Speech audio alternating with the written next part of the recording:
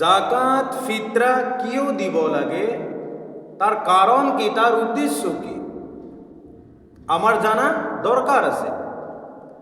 ঈদৰ দিনা ৰাতিপুৱা আল্লাহৰ ওপৰত ভৰসা কৰি গা পা ধুই আতর সুরমা নতুন কাপড় পরিধান করি বিভিন্ন মিঠাই খাই দলে দলে ঈদর নামাজ পড়ার কারণে ঈদগাহলৈ আপনি মই যাও, কারণ আপনি মই মালদার হয়, আপনার মোর টকা পয়সা আছে, ধন দৌলত আছে, সম্পত্তি আছে, সেই কারণে আপনি মই কি কৰিছো, নতুন কাপড় কিনিছো, নতুন কাপড় পরিধান করিছো, আতর সুরমা ব্যবহার করিছো, হয় না নয়, ঘরত ধুনিয়া খানার ইন্তজাম করিছো, পলুয়া বনাইছো, হালুয়া বনাইছো, বিরিয়ানি বনাইছো, ধুনিয়া খানার ইন্তজাম করিছো ঈদৰ দিনা, হয় না নয়, যি ইচ্ছা তাকে আপনি মই আনিছো, খাইছো, করিছো, ইমানখিনি আনন্দ করিছো।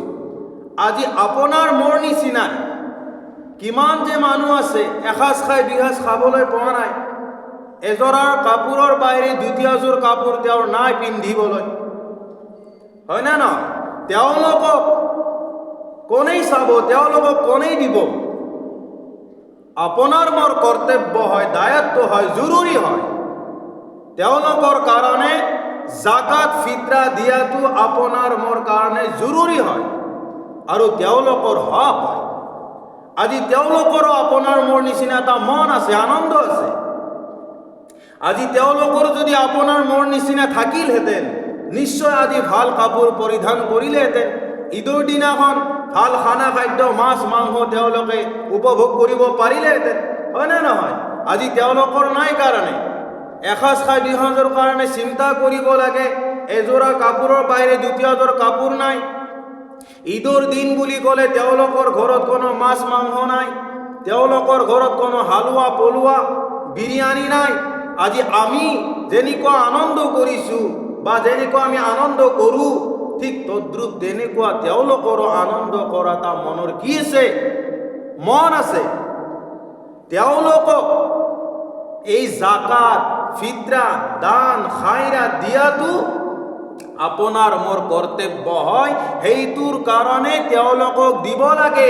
এইটো আমাৰ ইছলামে কৈ আছে, এইটো হৈছে আমাৰ ইছলামৰ আদৰ্শ, এইটো হৈছে আমাৰ ইছলামৰ আদৰ্শ যে তুমি অকলে খালে নহ'ব, তেওঁলোকক গৰীব মিস্কিনক কি কৰা, এতিম গৰীব মিস্কিন সকলক জাকাত দিয়া, ফিতৰা দিয়া, দান খায়ৰাত কৰা, এইটোৱে হৈছে উদ্দেশ্য তেওঁলোকক দিয়া।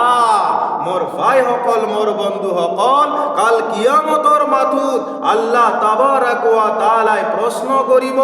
আল্লাহ পাক ৰব্বুল আলামিনে কোৰআন শৰীফত ঘোষণা কৰি দিলে, ইন্নাল্লাহা ইয়া'মুৰুকুম আন তুআদ্দাল আমানাতি ইলা আহলিহা।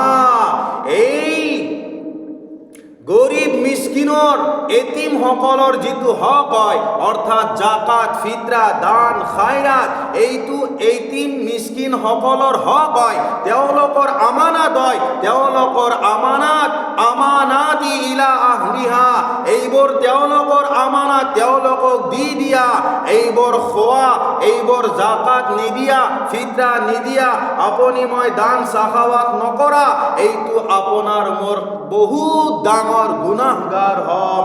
আপুনি মই আপোনাৰ মোৰ বহুত ডাঙৰ গুনাহ হ'ব তেওঁলোকৰ যদি হক আপুনি মই খাই থৈ দিওঁ।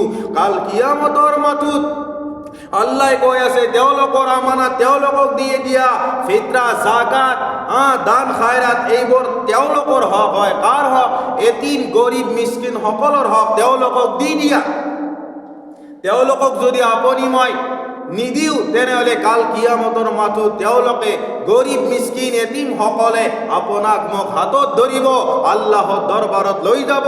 আল্লাহ পাক ৰব্বুল আলামিনৰ দৰবাৰত যাই ক'ব, আল্লাহ, গৰীব এতিম মিস্কিন সকলে ক'ব, আল্লাহ, এইজন দুনিয়াৰ বুকুত মালদাৰ আছিলে, বহুত জালিম আছিলে, আমাক ভোকত থকাটো তেওঁ চাই আছিলে, আমাৰ গাত কাপোৰ নোহোৱাটো তেওঁ সহ্য কৰিছিলে, কিন্তু এযোৰা কাপোৰ দিয়া নাছিলে, এসাঁজ খানাৰ ব্যৱস্থা কৰা নাছিলে।